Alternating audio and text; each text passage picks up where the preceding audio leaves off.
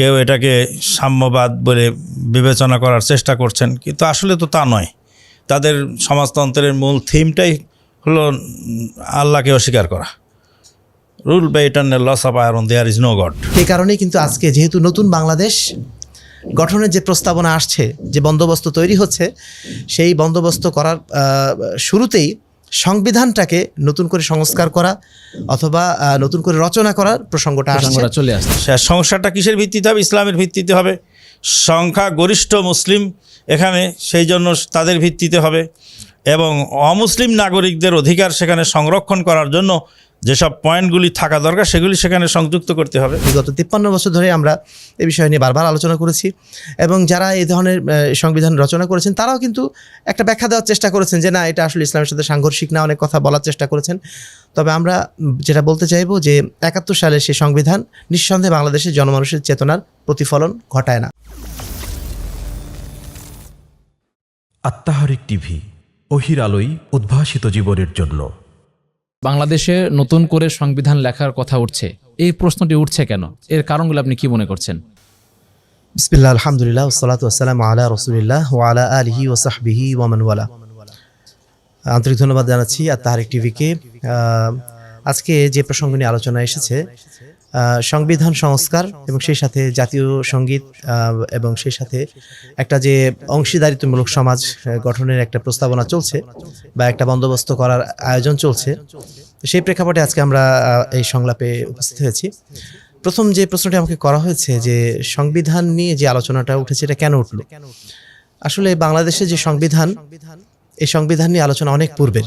তবে যেহেতু 5ই আগস্ট 2024 ছাত্র জনতার একটি গণ অভ্যুত্থানের মাধ্যম দিয়ে একটা নতুন বাংলাদেশের অভ্যুদয় হয়েছে এবং মানুষের মধ্যে freedom of expression, freedom of speech অর্থাৎ কথা বলার স্বাধীনতা বা নিজেকে প্রকাশ করার স্বাধীনতা, এই যে বিষয়গুলো এখন অনেকটা আগের তুলনায় সহজ হয়ে গেছে। এই কারণে মানুষ এখন বিভিন্ন বিষয় নিয়ে কথা বলছেন এবং সংস্কারের জন্য দাবি তুলছে।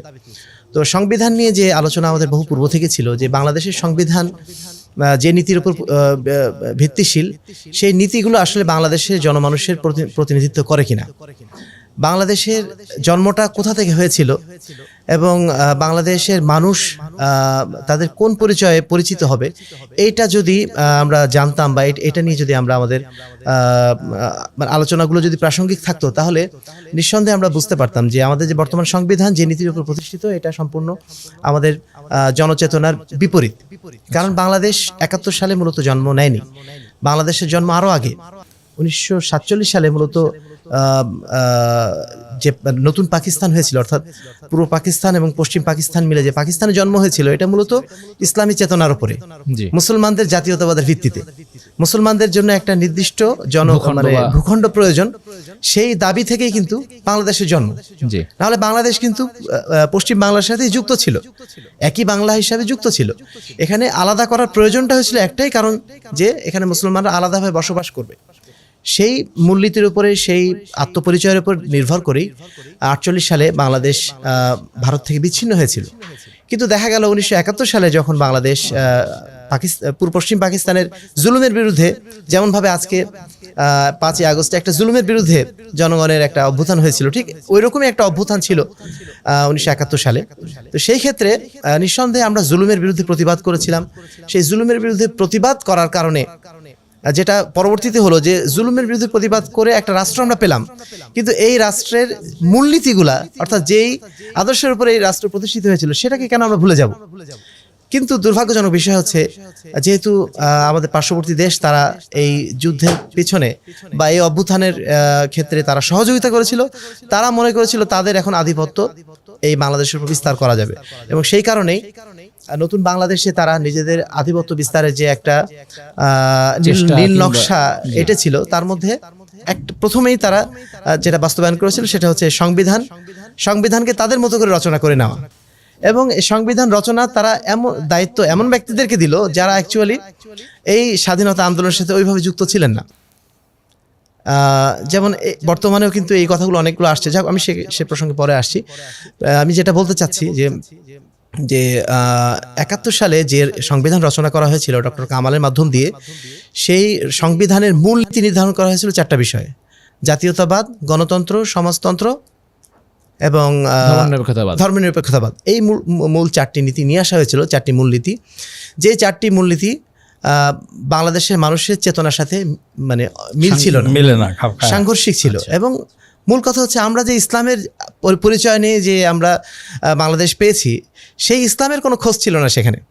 সেখানে একটা সাধারণ ধর্মনিরপেক্ষ রাষ্ট্র, অর্থাৎ অমুসলিম রাষ্ট্ররা যেভাবে নিজেদের সংবিধান প্রণয়ন করে ঠিক একইভাবে প্রণয়ন করা হলো। তার মানে আমাদের আত্মপরিচয়ের সেই গুরুত্বটা সম্পূর্ণভাবে উপেক্ষিত হলো 71 সালের সংবিধানে। তো তারপর থেকেই কিন্তু এই বিষয়ে যথেষ্ট আলোচনা সমালোচনা চলে আসছে। বিগত 53 বছর ধরে আমরা এই বিষয় নিয়ে বারবার আলোচনা করেছি, এবং যারা এই ধরনের সংবিধান রচনা করেছেন তারাও কিন্তু একটা ব্যাখ্যা দেওয়ার চেষ্টা করেছেন যে না, এটা আসলে ইসলামের সাথে সাংঘর্ষিক না, অনেক কথা বলার চেষ্টা করেছেন। তবে আমরা যেটা বলতে চাইবো যে 71 সালের সেই সংবিধান নিঃসন্দেহে বাংলাদেশের জনমানুষের চেতনার প্রতিফলন ঘটায় না।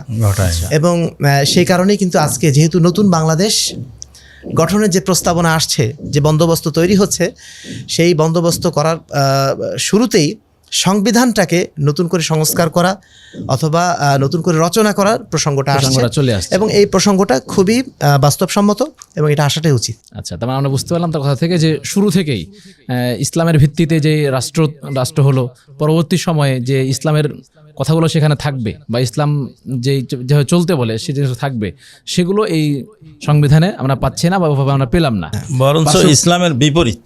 আচ্ছা, মানে ইসলামের সাথে সাংঘর্ষিক এমন কিছু বিষয়ের ভিতরে ঢুকায় দেওয়া হলো। আচ্ছা, যদি এই বিষয়ে কিছু বলতেন যে ইসলামের সঙ্গে সাংঘর্ষিক এরকম কত ধারা কিংবা এরকম কত বিষয় যেগুলো ইসলাম সাপোর্ট করে না, যদি এগুলো কিছু বলতেন। প্রথমে ধন্যবাদ জানাচ্ছি তাহরিক টিভিকে যে এই সময়ে একটি গুরুত্বপূর্ণ আলোচনা এই সময় জাতির জন্য খুবই প্রয়োজন। আলহামদুলিল্লাহ, আল্লাহ পাক তাহরিক টিভির খেদমতকে কবুল করুন। তো এই ক্ষেত্রে আমি যেটা বলতে চাচ্ছি সেটা হলো এই যে ডক্টর আবদুল্লাহ সাকিব হাফেজাহুল্লাহ তিনি যেটা বললেন যে 4টা বিষয় সেখানে সংযুক্তি করা হলো: সমাজতন্ত্র, ধর্মনিরপেক্ষতাবাদ, গণতন্ত্র, জাতীয়তাবাদ। এটা তো কোনোটাই ইসলামের সাথে যায় না, ইসলামের সাথে কোনোটাই যায় না, সবগুলি ইসলামের সাথে সাংঘর্ষিক।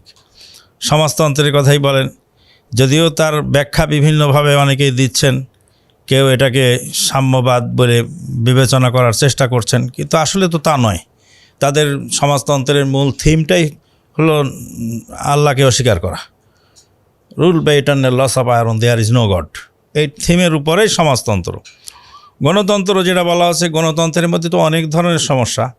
তার মধ্যে একটা আছে, যেমন গণতন্ত্রের সবচেয়ে শুভঙ্করে যেটা ফাঁকি সেটা হলো এই যে মেজরিটি মাস্ট বি গ্রান্টেড, যদিও বলা হয়, কিন্তু মেজরিটি সেখানে পায় না।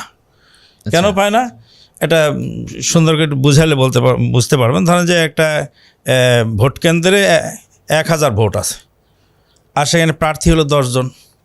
তো 10 জন প্রার্থীকে যদি 1000 ভোট ভাগ করে দেওয়া যায়, প্রত্যেকে 100 করে পায়।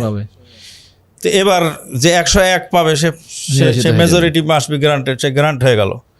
কিন্তু বাকি যে 899 ভোট যে তার বিপক্ষে থাকলো, তারা কাউন্ট হলো না, বরঞ্চ অধিকাংশ লোকই তার বিপক্ষে থেকে গেল। এটা গণতন্ত্রের সবচেয়ে শুভঙ্করের ফাঁকি। তারপরে যেটা আছে সেটা তো डॉक्टर अल्लामा इकबाल বলেছেন जमहूरियत ऐसा तर्ज हुकूमत है जहाँ इंसान को शुमार किया जाता है, तोला नहीं किया जाता उनके अकल का। এই মানুষকে মাথা গণনা করা হয় কিন্তু মানুষের ব্রেনকে ওজন করা হয় না। আচ্ছা, এটা একটা প্রবলেম। তারপর আসছে এই ধর্মনিরপেক্ষতাবাদ। ধর্মনিরপেক্ষতাবাদ বলে যেটা বলা হচ্ছে, আসলে তো ধর্মনিরপেক্ষ বলে কোনো কিছু নাই। নিরপেক্ষ মানুষ থাকে না, কোনো মানুষ নিরপেক্ষ নয়। আপনি খেলা দেখতে গেছেন, সেখানেও যায় দেখবেন যে কেউ এই খেলোয়াড়ের পক্ষে, কেউ খেলোয়াড়ের পক্ষে। নিরপেক্ষ থাকতে থাকতে একসময় এক পক্ষে চলে যায় সে। তো নিরপেক্ষতা আসলে কেউ নেই। যারা সনাতন ধর্মের লোক তারা মারা যাচ্ছে, তাদের ধর্ম অনুযায়ী তাদেরকে সৎকার করা হচ্ছে। যারা ইসলাম ধর্মের লোক মারা যাচ্ছে, তাদের ধর্ম অনুযায়ী তাকে দাফন করা হচ্ছে। সে যতই ধর্মনিরপেক্ষতা দাবি করুক না কেন, তার বিভিন্ন আচার অনুষ্ঠানে, বিবাহ শাদী ইত্যাদি সবগুলি তো তাদের ধর্ম অনুযায়ী চলছে। তো নিরপেক্ষ তো কোনো সময় থাকে না। সে কোনো একটা ধর্মের পক্ষে অবশ্যই আছে, যদি ধর্ম না মানে, কিন্তু তারপরে মরার পরে তাকে যেই ধর্মে জন্মগ্রহণ করেছে সেই ধর্ম অনুপাতে তাকে শেষ বিদায়টা দেওয়া হয়। তো এইভাবে জাতীয়তাবাদ তো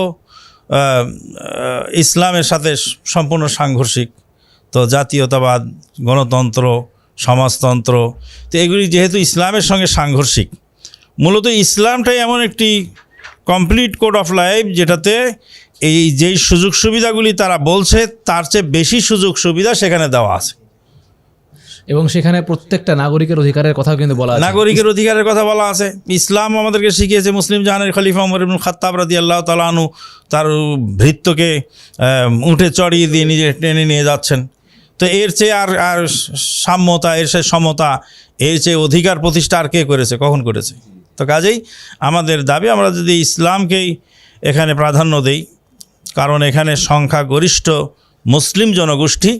আর যেটা ডক্টর বলেছেন যে এই দেশটা স্বাধীন হয়েছেই শুধু ইসলামের ভিত্তিতে, ইসলামের ভিত্তিতে।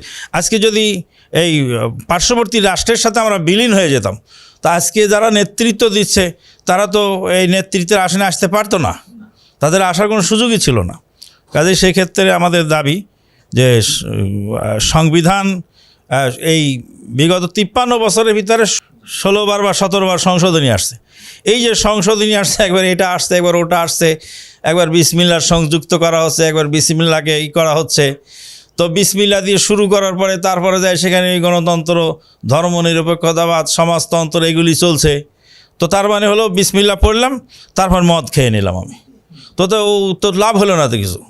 তা কাজে বিসমিল্লাহর মর্যাদা তো থাকলো না সে জায়গায়। সেই জন্য আমাদের যেটা প্রস্তাব বা দাবি সেটা হলো এই যে এই ইয়েকে আপনার সংবিধানকে সুন্দরভাবে ঢেলে সাজানো উচিত। এবার পুরোটা বাতিল করে দিয়ে আবার নতুন করে করাটা এটা সমাজ টাফ।